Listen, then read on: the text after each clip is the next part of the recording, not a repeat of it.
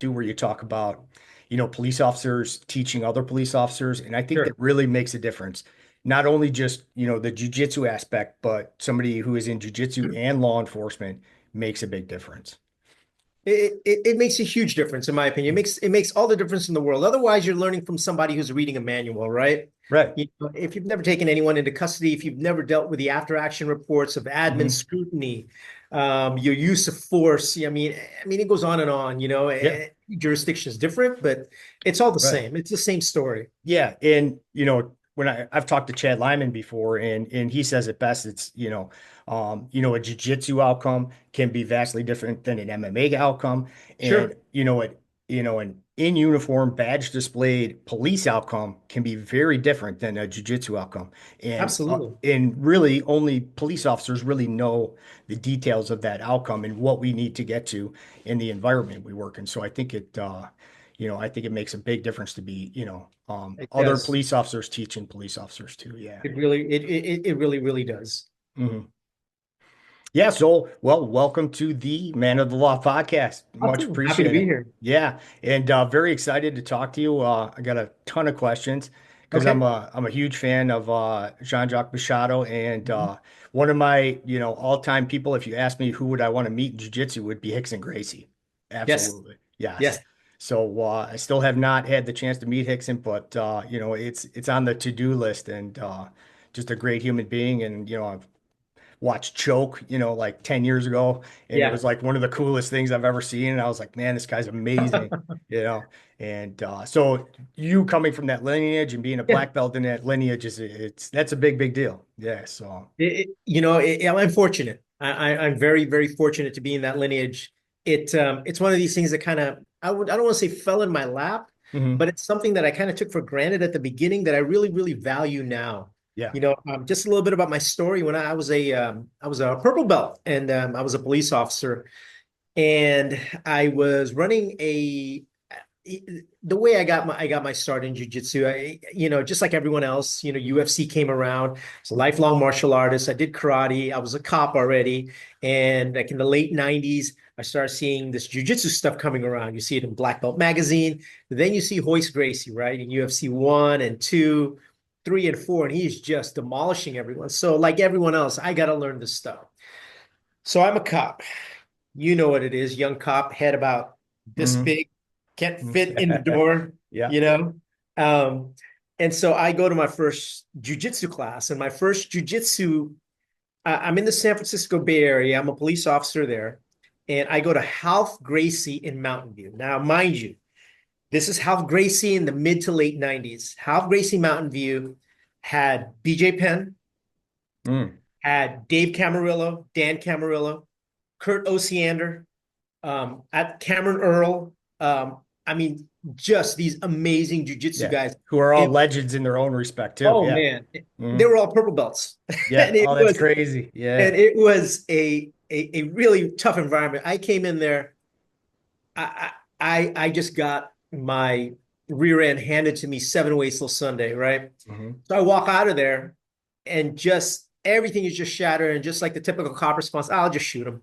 Yeah. Right. I'll just shoot him. Yeah. I'll It's just not shoot that him. bad. Exactly. Right, Right. yeah, yeah. Oh no, no, this can't be. But really, what happened was my entire vision of what self-defense is, having come from a karate and a stand-up background, was just completely Hmm. shattered.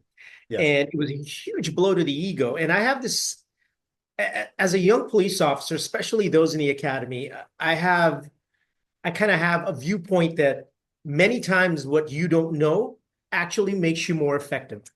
Meaning, a Hmm. lot of times, as a young police officer, even back then, there were so many times that the only reason I got by was because of my uniform, is because of my bravado, and because of Right. what my presence.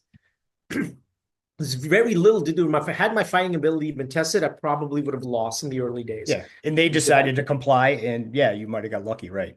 Yeah. So it was the professional presence that allowed me to do that. But once you are reminded of your mortality, and that's what jujitsu does to new cops, Hmm. is if you've never done before, the very first thing you will learn is you will realize how extremely vulnerable you are. That's when you kind of shrink back. Then you get one or two reactions. The first reaction was my reaction, the egotistical reaction, right? Where, man, you know what? I'll just do this. I got cover coming. I have all this. Mhm. And then slowly but surely, the other part started kind of creeping in, which is an honesty with yourself going, you know what? I Yeah. suck at this. I really need to work on this. Right. So I came back, got my butt kicked again, disappeared for another 3 weeks, 4 weeks, came back again. Just small bites of the apple until finally I decided, I said, I really, really have to learn this. So that's how I got started. And then finally, I ended up with a guy named Marco Nascimento. He's in the San Francisco Bay Area. Very, very good jiu-jitsu guy, 6-degree black belt. I got my blue belt and my purple belt from him. And when I was a purple belt, I was teaching at the police academy. And I was slowly trying to interject jiu-jitsu into the curriculum in the police academy, which at Even the 20 years ago, right? 20 Yeah. years ago, this was a Hmm. tremendous Yeah. challenge. Oh my goodness, the roadblocks I ran into. Yep. No, you only need one grappling technique. That's all the state standards require. So let's not spend a bunch of time on this. I'm like, guys, you don't understand. Like Even this is the answer. You knew it then. Yeah. yeah, even then, even though I couldn't fully articulate it at the time because I had not been in jujitsu deep enough, I just knew that the effectiveness had something that would be beneficial to most officers. Yeah. And now, after being in the art for over 20 years, my understanding of how jujitsu benefits officers, it goes way, way beyond the mat. Yeah. The techniques just scratch the surface. I firmly believe that the benefits go far beyond that. And so I had my students, and I realized that at the time, my instructor, who's a very strict Brazilian instructor with very concrete views on how jiu-jitsu should be taught, really didn't believe that I was not capable, but I wasn't of the rank as a purple belt to be able to teach jiu-jitsu. He Hmm. basically said, you can't teach jiu-jitsu because you're not a black belt. Yeah. Well, I have people that see. So anyway, our relationship That's broke down. how a lot of the old school, traditional places were. Yes. Yeah. That's how it Yeah. was. That's Yeah. how it was. And Yeah. then and so our relationship broke down, and I needed an affiliation. And the story goes, I sent out 5 emails to affiliations, several. I can't even remember which ones, but only one answered. And it was Professor Jay Zabalos from Jean Jacques Machado. Mm. He's the only one that answered. We started a conversation. I think I sent him an email on a Tuesday. We were conversing by that weekend. And by Thursday of next week, I was at Jean Jacques Machado headquarters. And I drove down there and I got in. And it's a funny story. I'm a purple belt. I'm the skinny purple. I had hair, but I was still skinny. So I'm sitting on the mat. I have my belt on. And the way it was at headquarters, there's the mat, and then there's 2 doors leading into the changing area. So I'd see one guy would walk in one door. I'd be sizing him up. He'd come out, black belt. Crap. Another Mm. guy would walk in, come out, black belt. Dang it. Another guy would come in. Next thing you know, there's probably like 10 or 12 black belts on the mat, and Yeah. then Master John Jock on the mat. And on day one, Master John Jock looks at me and says, "Hey, would you like to train?" I was like, Yeah. Me. Right. Yeah. "Me? Right. The purple Sure." belt. Right. I know, yeah. And we trained, and it was amazing. It was the only way I can describe training with him is like being sucked into a black hole. Hmm. You just get sucked into a black hole. And there's not much you can do. And then, and that was 12 years ago, and I haven't looked back. I mean, he's been my teacher, my mentor, my friend. Um, the I've heard it described as Jean Jacques Machado was my big bang of jujitsu. That's Hmm. when everything started for me. Yeah. I have jujitsu before Jean Jacques, and then I have jujitsu after Jean Jacques. I kind of copy that because that's what he says about Rickson Gracie. He said he knew jujitsu before Rickson, then he knew jujitsu after Rickson. And after 12 years of mentorship, friendship, and learning from him, I'm still learning to this day. Yeah. I am nowhere near his level. There's just no way. It's incredible to see him just dismantle high level black belts to Oh this yeah. day. Yeah. It's just amazing. So Yeah. that's kind of my jujitsu story, and I'm sticking with it. No, that's amazing. Yeah. And I got my black belt 6 months ago. And Oh, congratulations, Professor. thank All you. right. Yeah. Still got that imposter syndrome, but it's No. it's the same thing like you said. Like, I could be training with white belts and think I'm the greatest thing on earth. And then I train with Andre Terencio is my professor and Hanet It's Stack. oh And yeah. then I leave there going, do I even know jujitsu? Like, what's Yeah, I going know. on? Like, I what is know. going on? So I know. there's definite levels to this thing in the jujitsu game. But as a law enforcement officer, as long as you know the fundamentals and the basics, you don't have to, I never got into it for the belts. I never even thought I could obtain a black belt. I Oh, never even thought it was possible. I was like, no, that's for like, high level people. I'm never going to get there.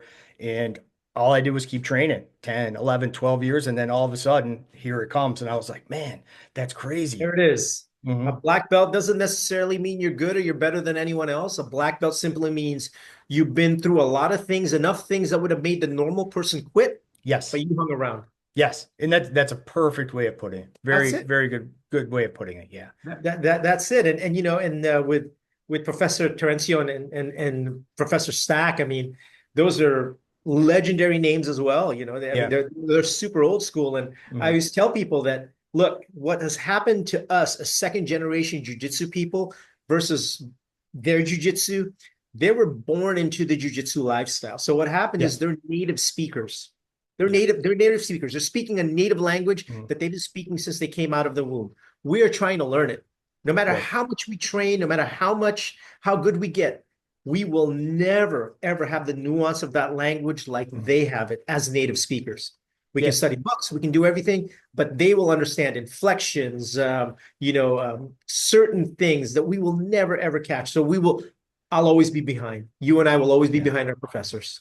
Yeah, That's just, and that's how it should be. Right. yes, Exactly. Right. absolutely. Yeah. And Absolutely. it's crazy now because I'm giving stripes to, because I teach Oh, yeah. 2 nights a week. So I teach the fundamentals twice a week. And then I have a Beautiful. law enforcement class on Friday nights. And Excellent. to be giving stripes and blue belts, and that just makes me so proud that I can get somebody to a blue belt level and get them there Oh, and teach them, the foundation. And then they can go on and take Andre's class and Hanet's class and do all the crazy berimbolo stuff and back takes and all that. And but as long as I can set them up with a good foundation and keep them moving in jiu-jitsu, I think, I did my Not, not, job. not, not, Yeah. not not Mm, just set them up.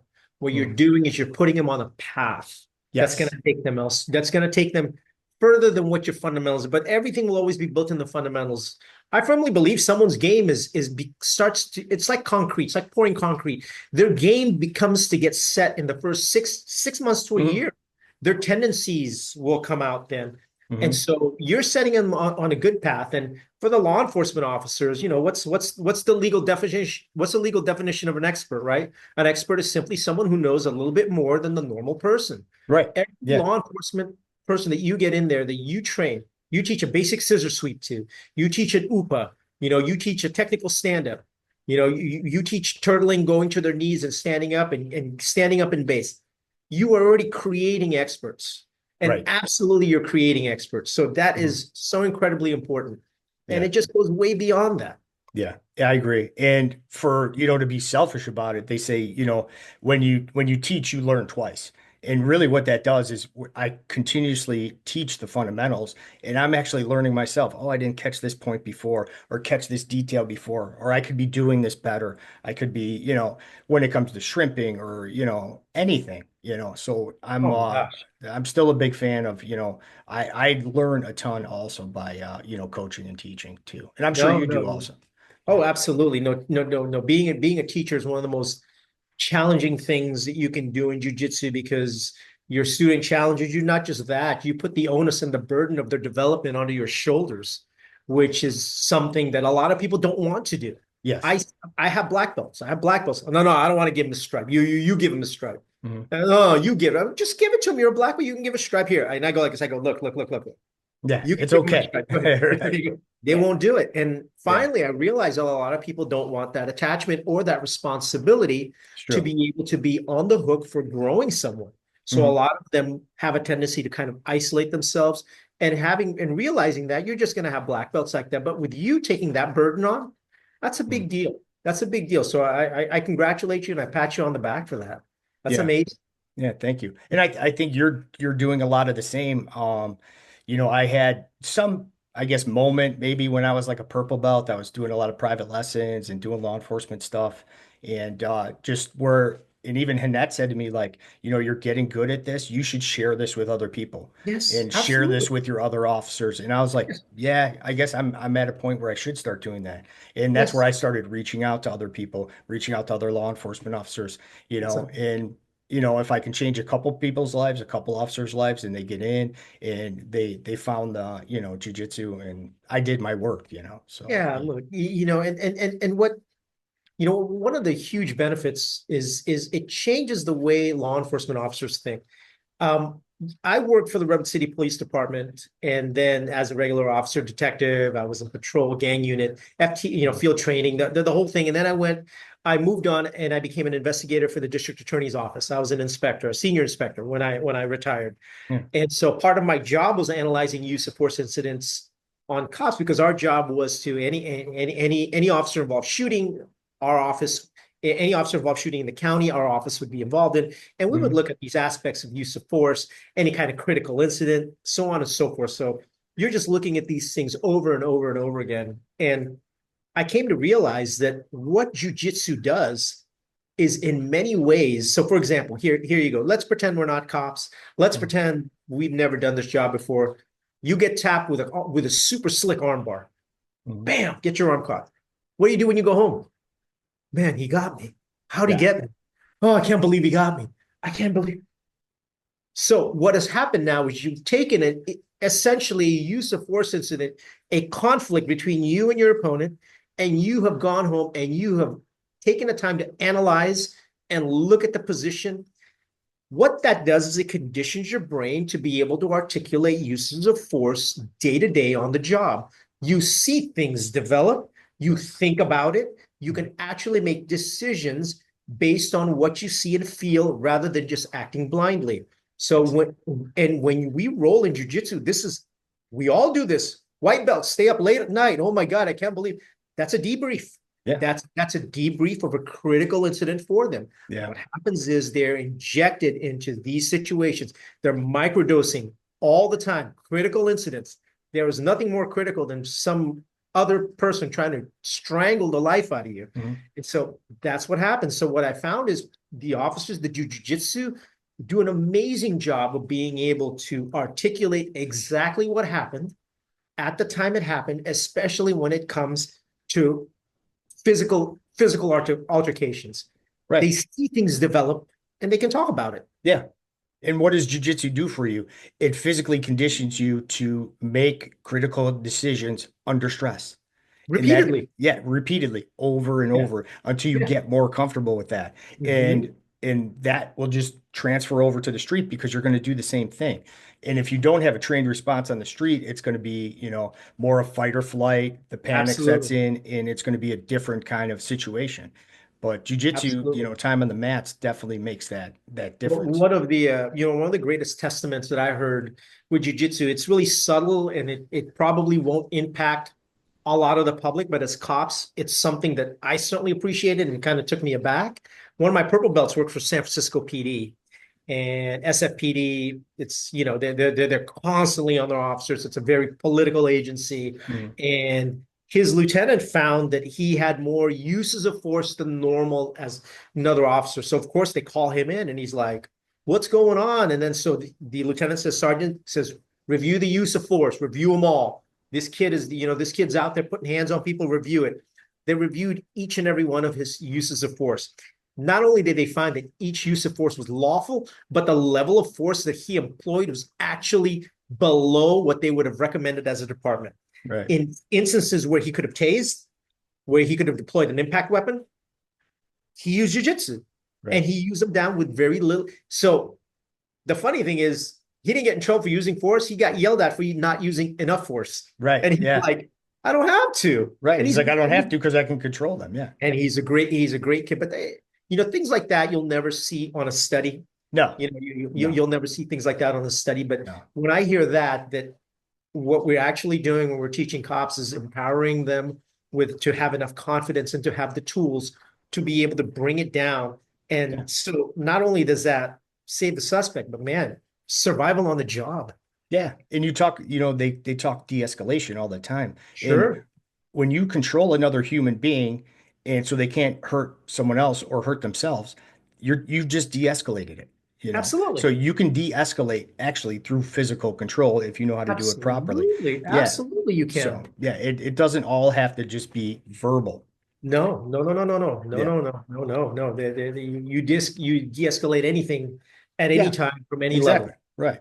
And And you so did talk about data. So could I bring one thing up that I found? of It course, was on the please. FBI website and just to get your take on it. Okay. And, for law enforcement officers watching this and I kind of knew this already from training and I knew the kind of odds on the street, but I don't know if most officers know this. So this is straight off the FBI website. I got it from the LOKA data. They take the data every year on, assaults and batteries and officers killed in the line of duty. So this is according to the FBI's law enforcement data, 74.3% of assaults on officers involved personal weapons. So Mhm. 74%, almost 75% involve personal weapons, which are hands, fists, and feet. Right.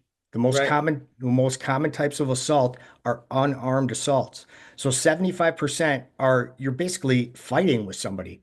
Firearms are 5%, knives and cutting instruments 2%, and then other dangerous weapons 18%. So 75% you're most likely going to be fighting, grappling, and physically, wrestling somebody. So Sure. what do you think about that data in the import in tying that to the importance of jujitsu? I always correlate data with our training, right? Hmm. Which time do we spend shooting Right. versus grappling? Yeah, How a about ton. Hmm. and what's not in that stat is they're just talking about assaults on officers. Every single time you handcuff someone, you're going hands on. You are Yes. essentially grappling with a cooperative person Hmm. that can flip at any moment. Yes. You have to be ready.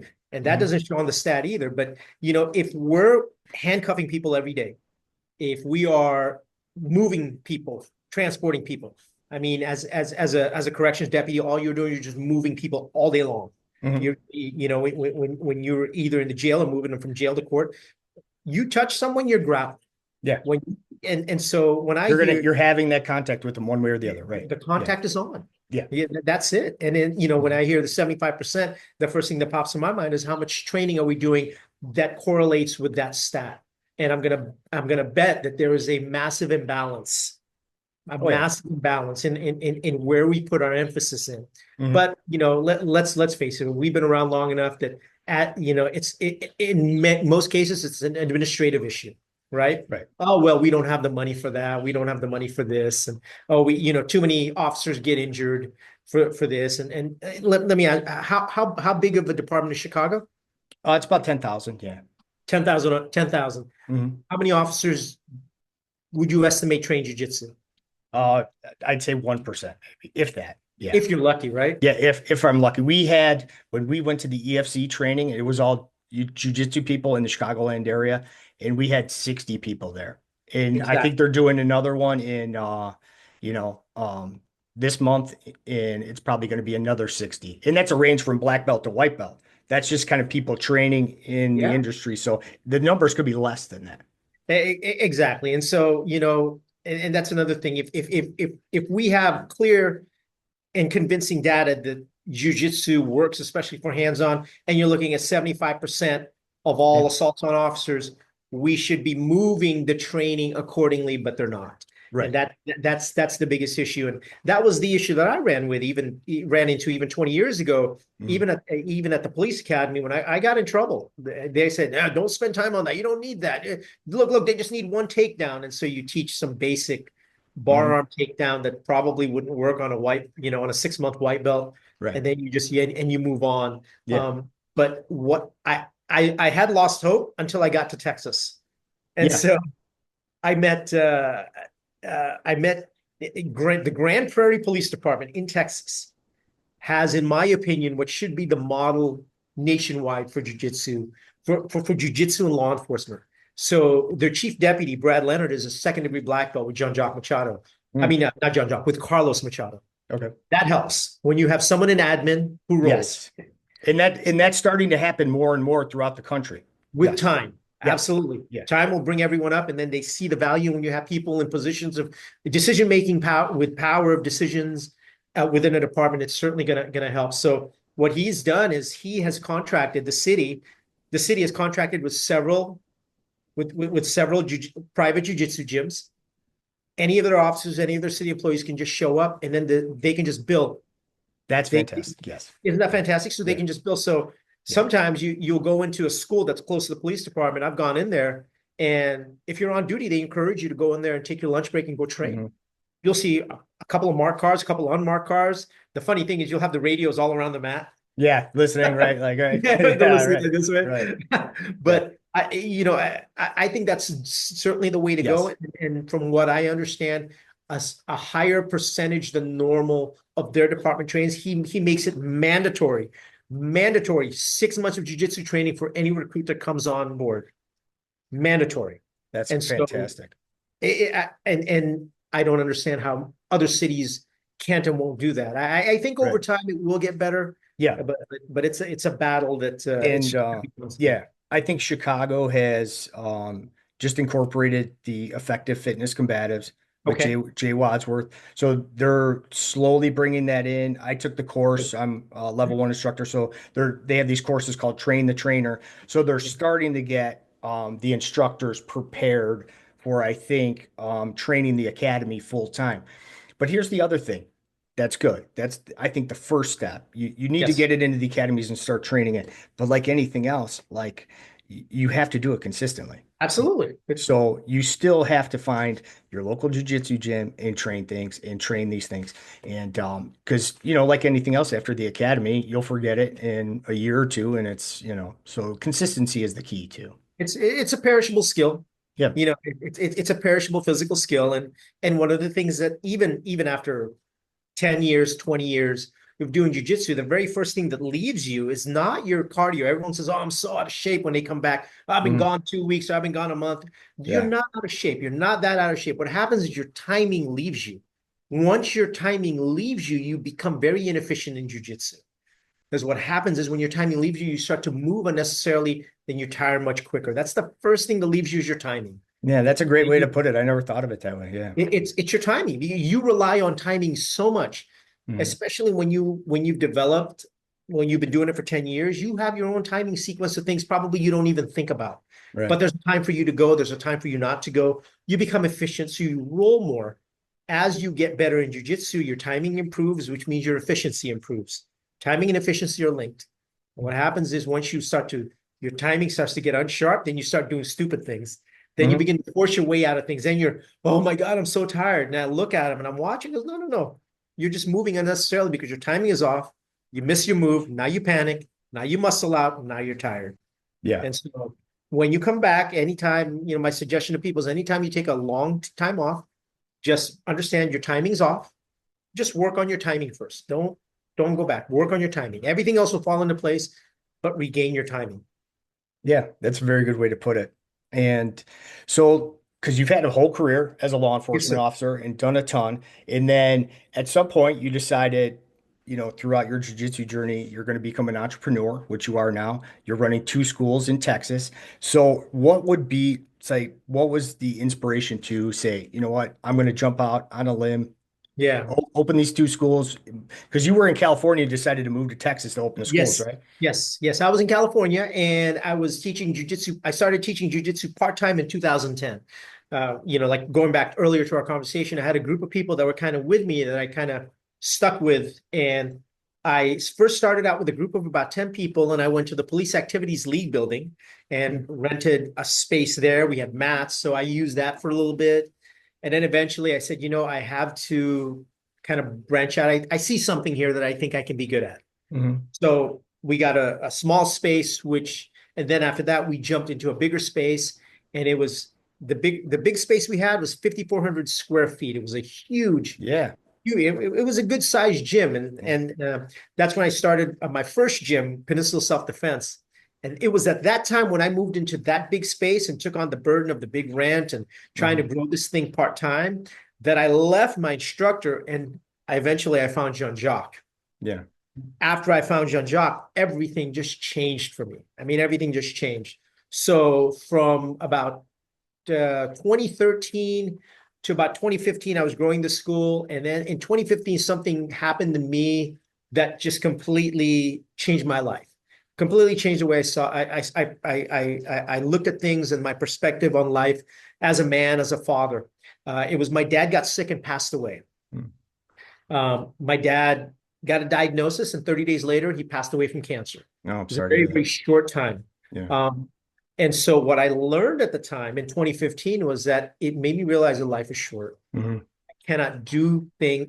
If I have a dream, I got to go now Right. because this is not going to be here with me forever. At the time, I had 22 years in. My school had grown to about 150 students. It was profitable. We were making some moves. And I looked over at my wife and I said, I think I'm ready to move on. And I just pulled the plug. I just said one day, I just walked in to the chief inspector's office and I said, Chief, I'm done. 2 weeks, I'm out of here. And that was it. And so It's time I for jujitsu. it's time for jujitsu. Yeah. And the thing that helped me, it was two things, right? I talked about my dad, losing my dad Yeah. and really going after my dream. But you But had a number long career too. 22 I years did. is, 22 years is a good, I put my time in, yeah. and I realized that in my last few years of jujitsu versus my last few years of law enforcement, I was actually helping more people through jujitsu and saving more Hmm. lives than I ever was in law enforcement. Right. Yeah. And just dealing with people, it kind of, as a cop, we have a tendency to just kind of hate people. Yeah. Jiu-jitsu restores your faith in people. It does. Yeah. It just brings you back in and it Yeah. keeps you normal. And so that's what I did. I jumped and I went full time. And it's true what they say as an entrepreneur, what you focus on grows. If you Mm. focus on garbage, garbage will grow. Yeah. If you focus in on your school and growing your school will grow. And so we took that school from about 150 to about 300 students. And it was amazing. And then COVID hit. Yeah. Yeah. And the school went through its difficulty, but I realized something when COVID hit. When COVID hit, I don't want to get too political, but the Yeah. California state government reacted in a way that was basically designed to kill my business. Yeah. They So did Illinois did the same thing. they gave me no out. They gave me Yeah. no chance to There was, survive. You're yeah. done. It was lock the doors or we're coming to get you. Yeah. That's it. Yeah. Yeah. You're done. You get nothing. Right. You lose hundreds of thousands of dollars in revenue, and Hmm. here's a $15,000 check, and good luck to you. Right. You know. Yeah. And so when I realized that, I knew that it was time to divest.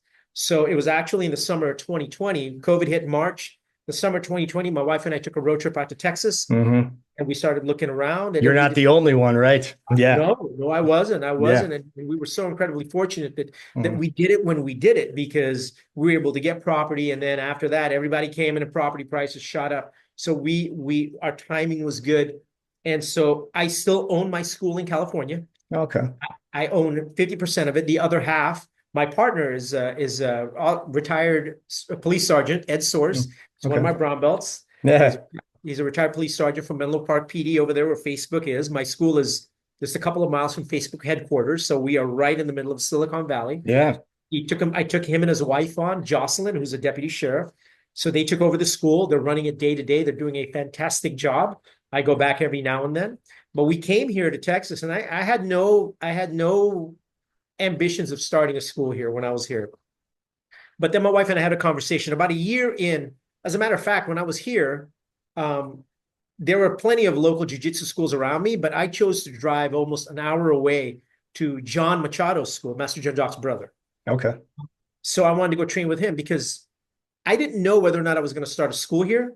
And so the idea was if I started training at the local places and I started a school, guess what would naturally happen? I would pull people away from those schools. I didn't want to do that. I didn't want to hurt the local businesses. I knew it was going to happen.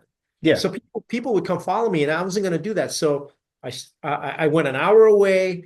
I told Master John what my plans were. I wanted to be really upfront with him. I don't know if I'm going to start a school, but if I do, I don't want to pull people away from you. Your students. I would never do that. So Then you're not competing with, people you. Absolutely. Yeah. No. We didn't want to do that. So I did that for about a year. And then my wife and I had a conversation and we said, look, we want to be a part of this community. At the time, it was the last 10 or 11 years that we've run a school. How many lives have we changed? How many people have we impacted positively? How irresponsible of us would it be if we did not bring to this community what we have to offer, if we just sat on our hands? Yeah. And so with that, we started our school here, our first location. And we've had that for about 3 years now. And then just recently we started the second location. So we're just rinsing and repeating. We're just doing what we did Yeah. back in 2010, and we're just bringing jujitsu to the people. No, that's fantastic. And I think it's kind of meant to be. Yeah. And that's kind of how I felt like through my jujitsu journey. Like things kept happening and positive things kept happening. And I was just like, well, this, I'm going to keep on this path because this must be the right path. And, I'm like, I was kind of an introvert. I don't really talk that much. I mean, I communicate at work, obviously, but I've never been, Sure. really outspoken. And, and that's like, you should start a podcast and talk to other jujitsu and law enforcement people. I'm like, Right. a podcast. I'm like, but here I am. We're on a podcast. This We're is talking. amazing. And No, this is yeah, so amazing. the things and that's all because of my, journey in jujitsu and the things that jujitsu has provided in my life. And it's like you said, it's so much more than just learning some defensive tactics that's Oh going to God. keep you safe on the street. Yes, that's one small part of it, but there's Yeah. so much more. And even you talked about like you need to be around other people. And like I'm the Mhm. kind of same way. Like I'll do a whole week on the south side, and maybe it's a rough week and Oh, it's been nothing but, bad, bad, bad, bad. And then this morning, I take a class Saturday morning. Everybody's amped up. Good to see you. Hey, how's it going? We're sure. feeling great after class. We're having good conversations. And it's like, oh, yeah, there's normal people in the world. And, I need to be around them so I can be normal too. So, yeah, it brings the community is great too. Oh, look. Jiu-jitsu at its higher levels is an intimate exchange of energy between two people. Mhm.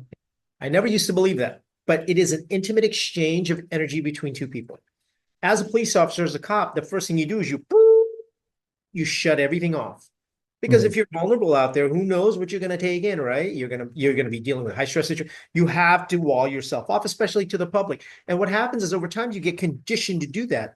But Yes. here's the thing: in order to be good at jujitsu, not only do you have to manage your feelings, you have to manage someone else's energy. And Yes. the only way you can feel that energy is to be vulnerable and open yourself up to them. Let me ask Mhm. you this: how many times have you rolled with someone? It starts peaceful, and then they start amping up. You start taking their energy, and then you start going up. Yeah, you got You to start match going their, up. you got to Yeah, match it. Yeah, right. So, and that's what you're doing is you're taking on their energy. that's So true. Yeah. now the really good people can take that energy and bring Mhm. it right back down, and then this person's forced to come back down. Yeah. So what happens is it's an intimate exchange of energy between two people. Yeah. Eric Paulson told me this years ago, and I thought he was crazy. He goes, I won't roll with anybody that has bad intention. I can feel it, and I don't want to roll with them. And I was He, like, oh, come on, you don't do that. But man, he can after sense 20 it, years, right? Yeah. you can feel it. You can Yes. feel it the minute you touch someone's gi, Yes. or the minute you tie up, you're like, Yeah. you feel the energy. Yep. So when you tell me that two people rolling in jujitsu is not exchanging energy, get out of here. It's all energy. And the ultimate tap is when you allow someone to pull you out of your peace. When Hmm. I'm in a peaceful mode and someone pisses me off when I'm rolling and I start to react, they got me. And Yeah. that's when I tell myself, oh man, that's the ultimate. Yeah. You pulled me out of my peace. I Hmm. will never let anyone do that. Once it starts to happen, either I'll back off, I'll stop, or I'll just take a deep breath and say, hey, you okay? Hmm. Everything all right? And I'll bring it back down.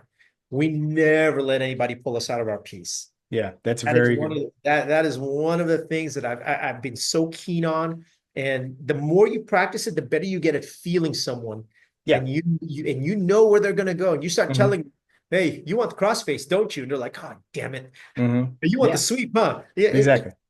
they're giving you tells. Yeah. And The that's only why thing, you pair, experienced people with yes, white belts too, because you can slow them down, change the absolutely. pace. You don't want to two white belts matching that crazy energy sometimes because it's a little too much. So yeah, you can control that tempo. And that's a very good way of looking at it. What Yeah. does Jean Jacques tell us? Jean Jacques says, Eric, the white belts, we must domesticate them. Yes. Yes. Like hitting Teach them with them the how to, newspaper, right. spraying them with a volley, and just Right. don't pee on the couch. Yes. And I don't know if that was his Portuguese translation, but Right. it's perfect. It's like that's exactly what we do. We domesticate the white belts, right? Yeah, absolutely. And Andre Terencio always talks about trust. And I think that's a Absolutely. big part of it. And if you cannot trust your training partner, then that's a Oh problem. God. Or if you're in a gym where you don't trust certain people to train with, Oh, I think forget that's a about it. definite issue. Everybody on the mat this morning, I trusted. And I knew I was going to get tapped by certain people It's because they okay. are better than me. Absolutely. But I love rolling with them because it's a tough, tough roll and they're going to, push me to my limits. But I know that when they catch me in something serious, all I have to do is tap and they're going to be like, all right, let's start over. Come on, let's go. So trust is a big, big factor. And you have to feel comfortable putting, your safety in the hands of another human being. And I think, most jujitsu gyms, I think are, like that, but you have to have that. Yeah, there are some that will Yes. come after Yeah. your neck. I mean, you haven't lived until you start dropping into. I like to drop into gyms wherever I go, Yeah. and you haven't lived until you dropped into a gym, and then you're in your mid 50s like I am, and then you put on a black belt, and then the young purple belts are you see Yeah. the drool come out the side, and they You're start like, I'm looking. going to smash You're this like, guy. okay, Yes, like oh exactly. boy, here we go. Yeah. You, And you're you on know, the, you, just getting back to trust. I teach kids classes, and the very first thing mandatory in the kids class, you have to know everyone's name. Mhm. If you know their name, they're your friend. If they're your Yeah. friend, they're your teammate. If they're your teammate, you're going to protect them. Yes. Mandatory. You got to know everyone's name. You have to, and it's a small thing. And a new kid will come in. I'll let everyone tell his name, tell their name. Okay. I'll tell everyone, hey, remember that name. And then they'll be doing warm-ups and I'll freeze. I'll tell the clap and I'll point at someone. What's her name? And they go, I don't know. Everybody down, 10 push-ups. Let's go. And just playing those little games. But man, trust is everything. Yeah. You hit the nail right on the head. Yeah. It's a big part of it. And, more of a question is Yes. what's the most important lesson you try like to instill in your students? Oh man. The I know you most try and instill a lot of things, training jujitsu, but Oh yeah, yeah. you know, There's a million things. I think the most important thing is that jujitsu does not make you superhuman, it makes you human. You yeah, know, it doesn't absolutely. make you superhuman. And so when my students are just there, I just say, hey, just enjoy yourself. This is fun. Right. This is great fun. Yeah. Jujitsu should not stress you out. If you come to jujitsu stressed out, you're not doing jujitsu. I Yeah. tell them. And if you are coming here with a little bit of anxiety, it's okay, but let's get that out. You know, Yeah. um, and just remember that you're here for your partner. You're not necessarily here for you. You Right. know, if you train for your partner, if you train for others, everyone's just going to have a much, much, much better experience on the mat. Yeah, that's a very good way of putting it too. And I tell my students too, like, when you're sitting on the couch and you don't feel like coming to class, well, guess what? That person next to you, you might be their favorite training partner, and Yeah, they want you to come to class tonight. So if you can't do it for yourself, do it for your training partner too, because absolutely. we all want you there on the mats because everybody brings a certain thing to the mat. So you got to think about your training partners too when And you don't have to be the best. no. You don't have to go in there. Oh, I'm not going to go because I'm going to tap 10 times. It doesn't matter. Hmm. It doesn't matter. I tell my students, some days you're the hammer, Yeah. some days you're the nail, but every Yes. day you're a tool. Yeah, that's a good way of Like putting it. every day you're a tool. Get over here. We Yeah. need to use you. Yes, Get on the mat. exactly. We still need you here. You still Exactly. need you here, right? So So, that's one of my things. But yeah, that's and yeah, really that's pretty much it. Just enjoy the journey. I think people get yeah. caught up in medals and belts and Yeah. I my big thing right now is I'm reminding people that we are a martial art. Hmm. We are not a sport. We are a martial art, and I want to bring martial arts back. Right. Some people come to my school, they visit, and I ask them what their lineage is. They're black belts. They don't know. Yeah, They're that's like, amazing to oh, me. Yeah. that Yeah. blows me away. Yeah. It's like, how do you not know your lineage? It's like, oh, Yeah. well, I'm a black woman. So who do you get his black belt from? I don't know. Yeah. My professors are like my family. I'm like, yeah, like that's crazy to me. Yeah. Yeah, Yeah. So it's yeah. yeah. So, but yeah, it's definitely changed. So but I do believe, when I first came in, like Andre and Hanette, I'd say they were not strict, but traditional. They've got the dojo etiquette, traditional. And for a while I was Perfect. like, everything's uniform and you got to bow and all this. And but looking at it now, I see why they do it. It's just about one, it's about respecting the people you're with, and Yes. and two, it's about safety.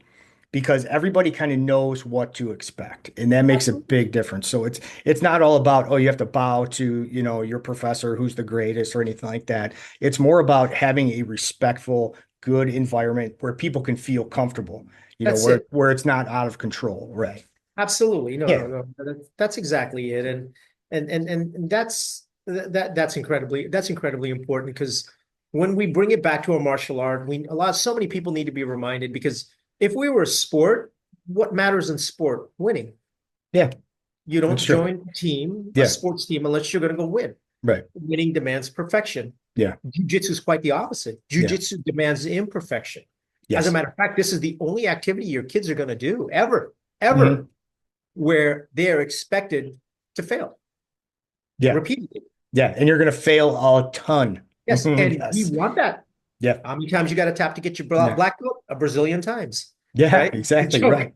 Guess what? I just competed in IBJJF Chicago, just got my black belt, and I lost. So, and I'm going to continue to lose probably at black belt level until I get good enough to win. And that's just the I way it is. know. Yeah, I went it's to just the way it IBJJ. is. I went to IBJJF Houston after not competing for 9 years. I lost 4-2. I was like, Yeah. guy stalled me out. Whatever. Yeah. But that's That's that's another good point about, like the tradition, like in ours is called, Brazil 021, the school of yes, jiu-jitsu, because, Andre always says we're here to learn.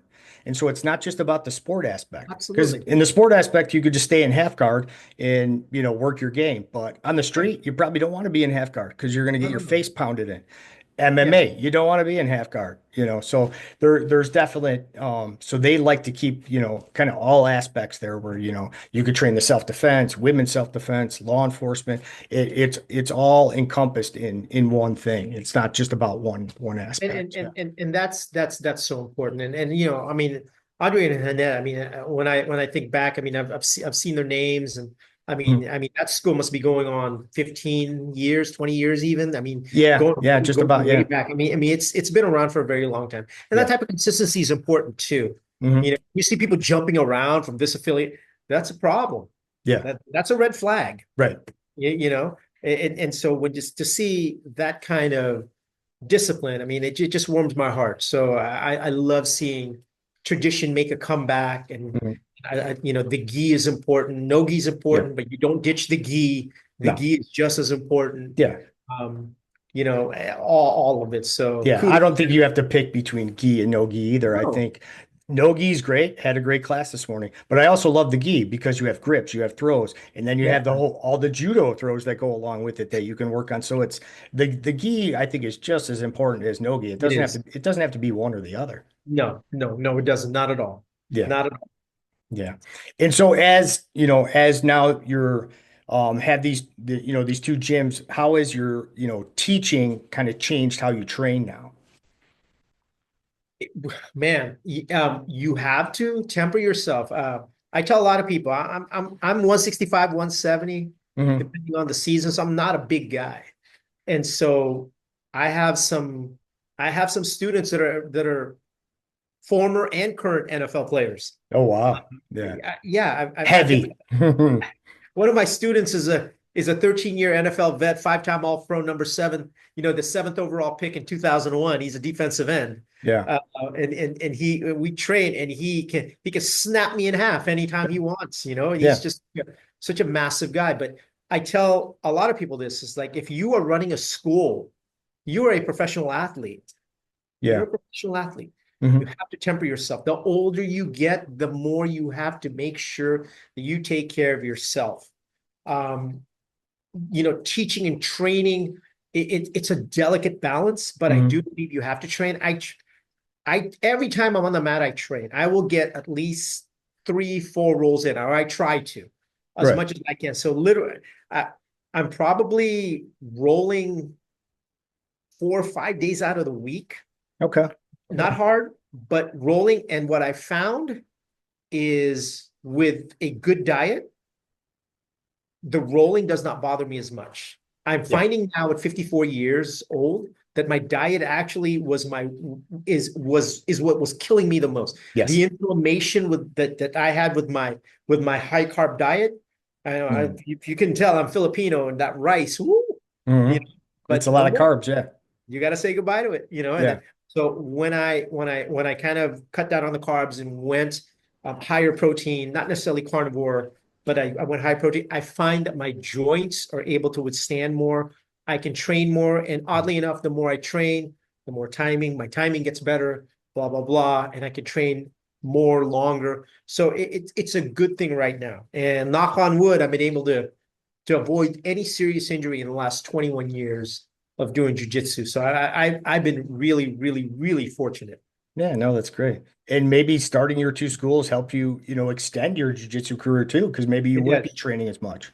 Yeah, wouldn't be training much, and it forces me to really, really teach. And by far the best teacher I've ever seen, someone who's just a master teacher, is Jean Jacques. I mean, Mhm. um, I've seen him. He has planted seeds in me that have taken years to germinate, Mhm.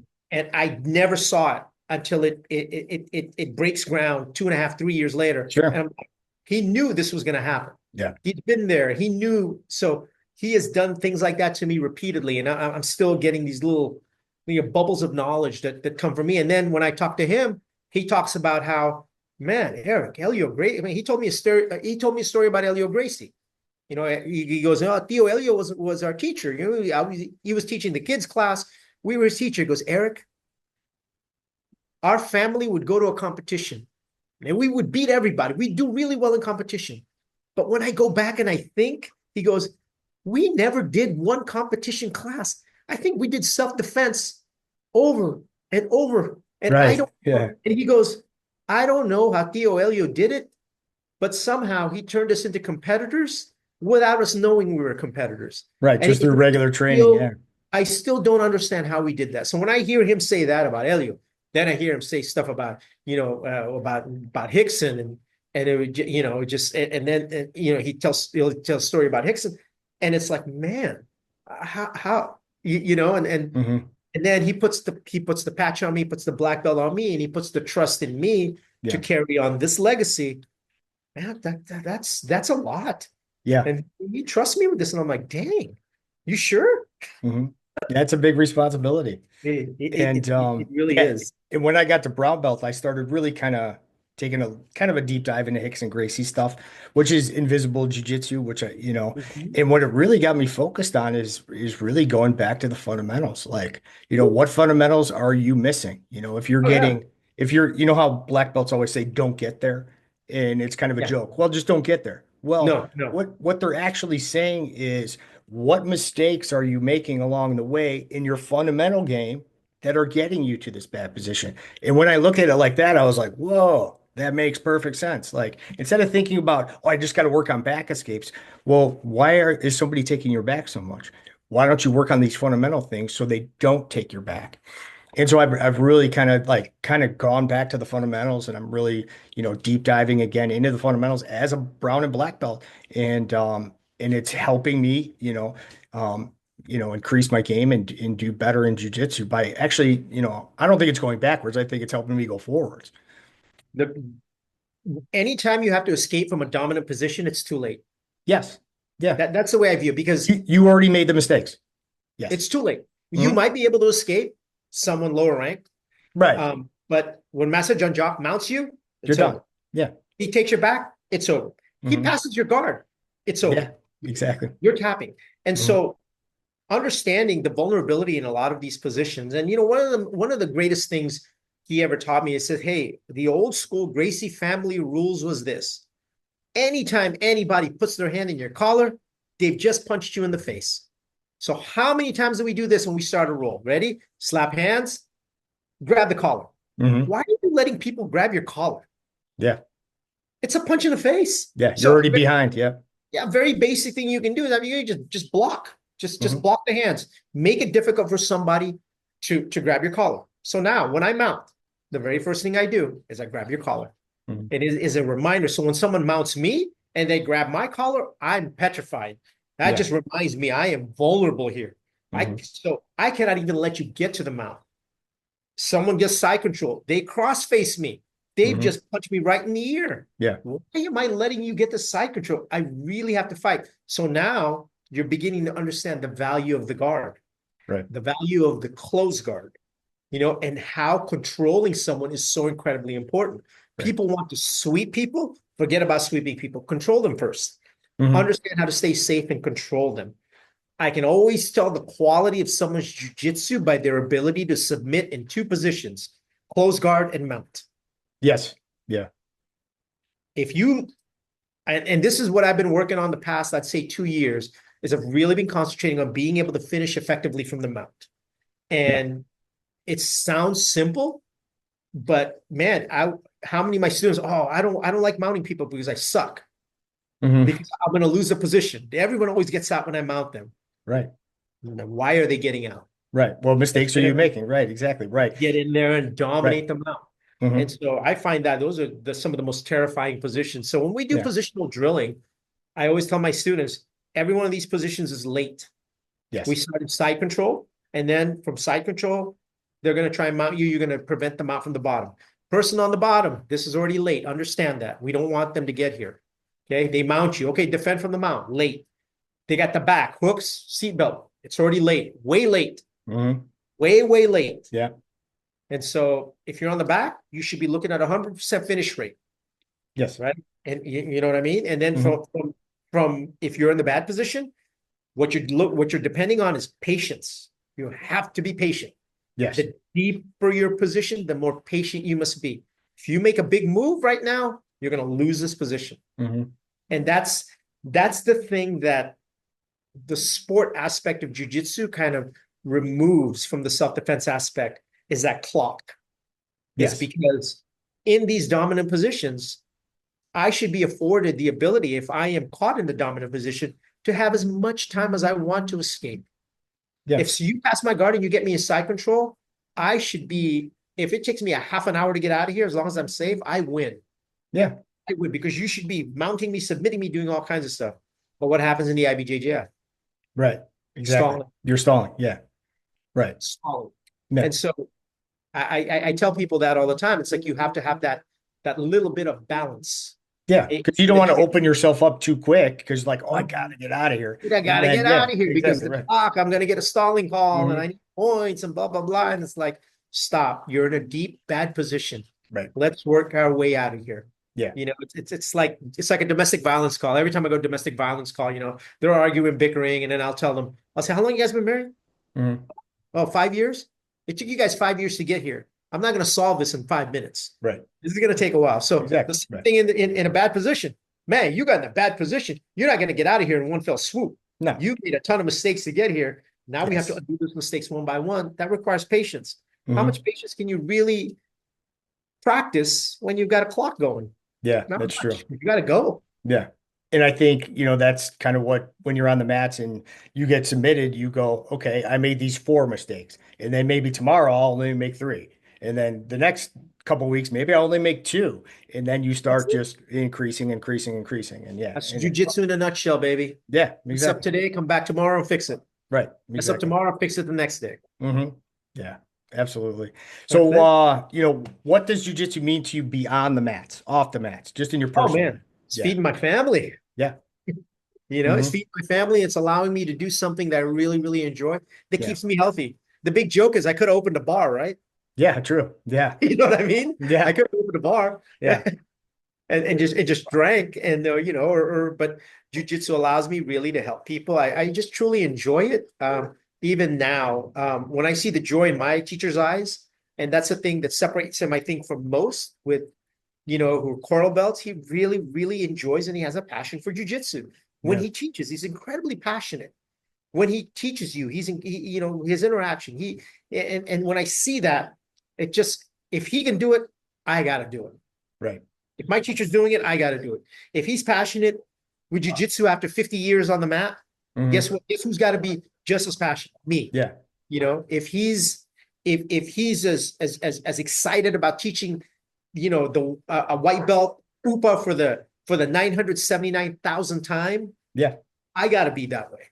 Yeah. That's true. And so it's just the example, and it's who your mentors are, and who you look up to, and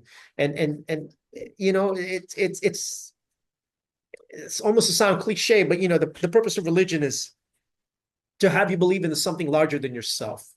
Yeah. To keep you from being selfish. And when I have someone like Jean Jacques and Professor Jay and Professor Mark, some of the senior students over there that I kind of look at as examples, if they're doing it, I got to do it. Right. No Exactly. excuse for me. Who am Yeah. I?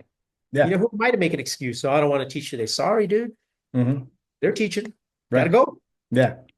Yeah, that makes perfect sense. Yeah. Yeah. And I saw that when I first started too, like Andre, always taught fundamentals class. Professor Hanet always taught fundamentals class. And it's like, how many times have they taught somebody to break fall, Yeah. shrimp, technical stand up? But they treat, the 25-year-old kid the same as they do the 65-year-old, you know, uh, mom that wants to come in and be like, hey, I want to learn some jujitsu. And, they treat everybody exactly the same and they give them the same product and they're just as excited to see them as anybody else. And yeah, I think that's amazing to be able to do that with people too. Yeah.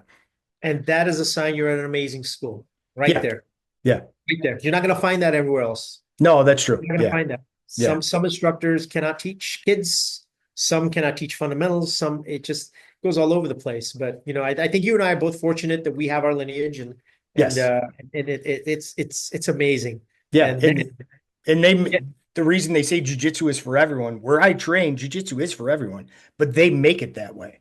yeah, And you have to be at a school where the instructors actually make it that way. And I'm sure your school is makes it that way too. Jiu-jitsu is for everyone. Yeah. absolutely. I just mimic my master. I don't have the need to reinvent the wheel.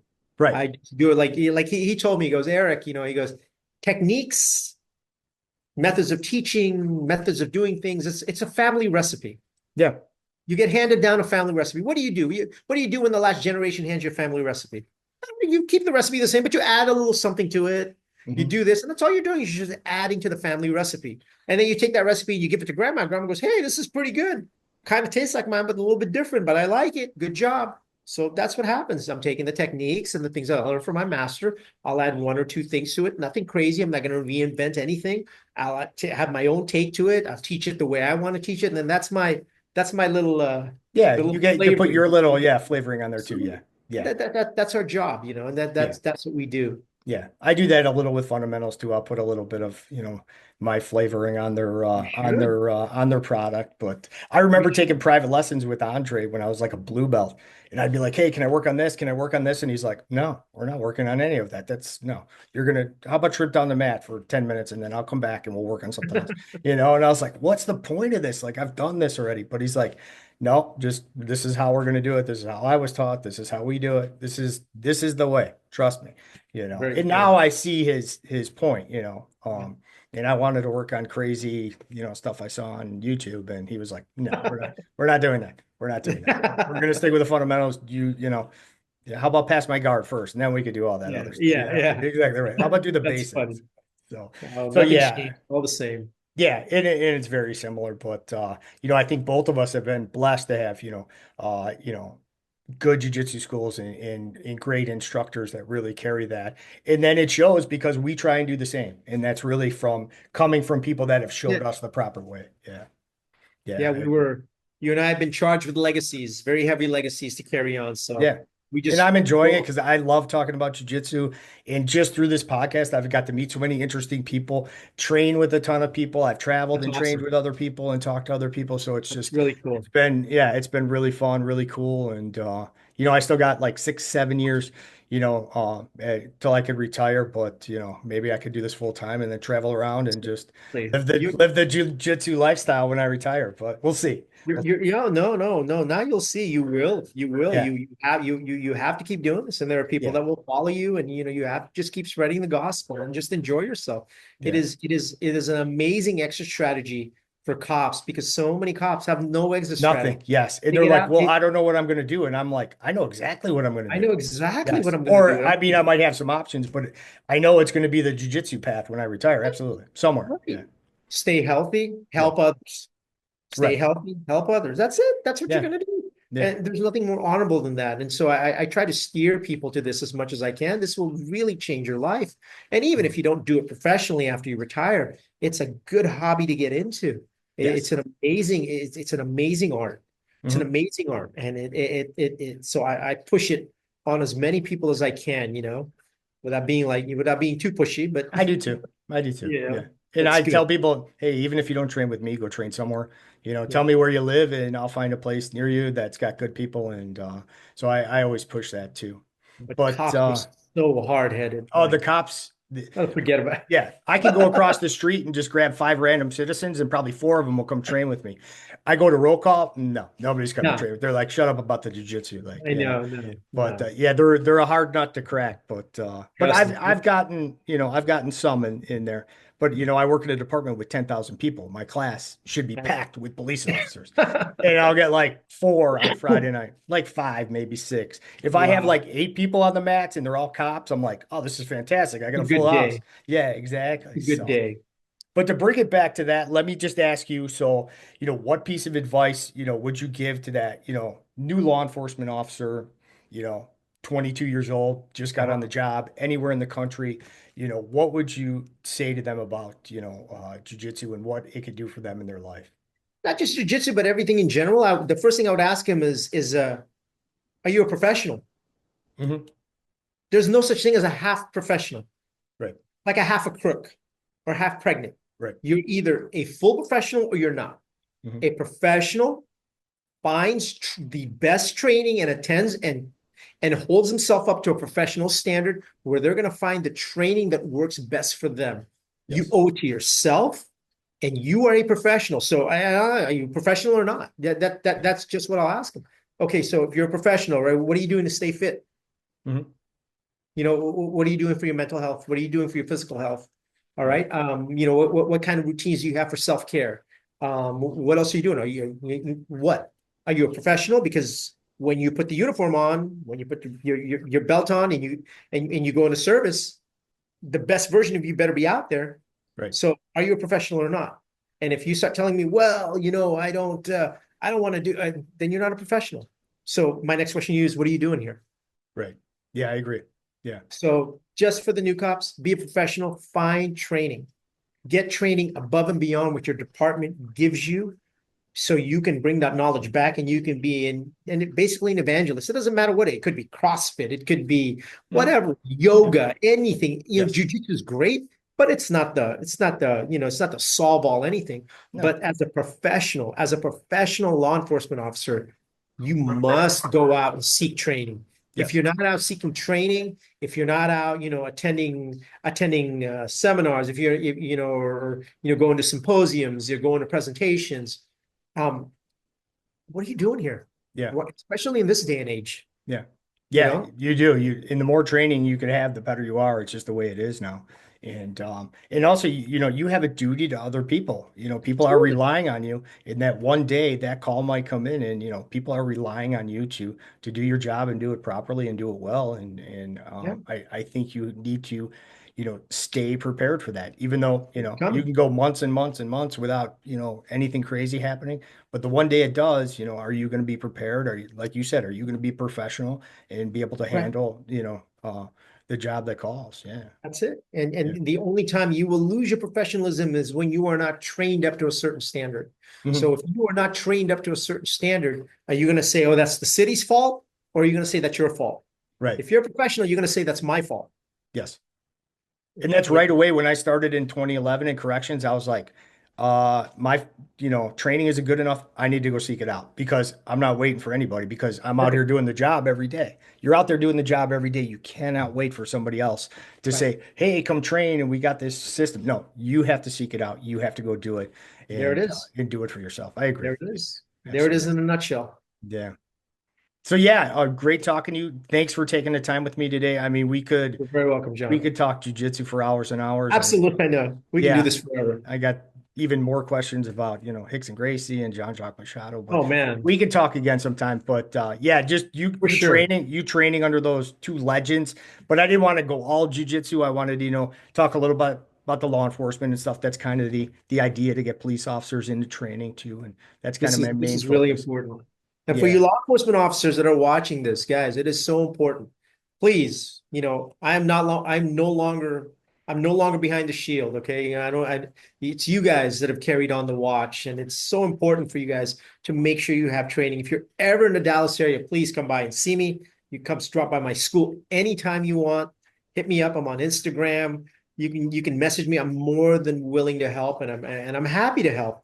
But please be a professional, find the best training available, do it for you, and make sure that that you stay up to date on all your stuff. And one of the most important things is enjoy your job too. Yeah, It is a it's the front seat. It's a front row seat to the greatest show in the world. it's And true. It's it's a true. front row seat to the greatest show in the world. And you're gonna have stories after 20 years that you can write books about. And it doesn't matter whether you're in a big city like Chicago or you're in a small town, in Montana. Believe me, Yeah, you're gonna get the it's calls. Yeah, all yeah, the it's same. true. It Yeah. is all the same. Yeah, and if you could, before we go, tell us where to find you on Instagram and YouTube or any other socials, Yeah. and the name of your two schools and what towns they're in and where they could find you.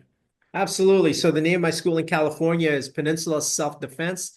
We're in the San Francisco Bay Area, right in the heart of Silicon Valley. We're literally between San Jose and San Francisco. Come stop by. My partner Ed Soares is a retired police officer, he's a retired sergeant. It's a law enforcement friendly school. Drop by anytime. Tell Ed I sent you, and he'll give you the police discount. Wink, Nice.